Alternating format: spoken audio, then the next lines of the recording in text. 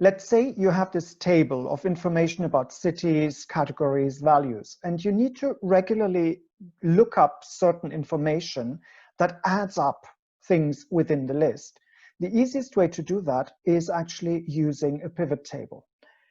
Since we're looking at a table format already, there's nothing easier than creating a pivot table by clicking on Table Tools Design, Summarize with Pivot Table, stick with the defaults here, click OK, and you'll create a blank pivot table that allows you to drag certain elements into the preset and, for example, look at the cities and the total value that comes out of those cities.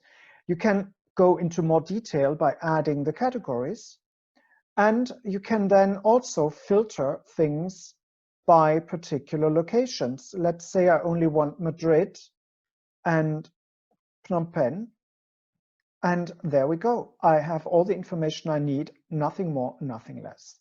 If you want to learn more about pivot tables, how to set them up and how to extract data with them, why not sign up for my class, Pivot Table Magic?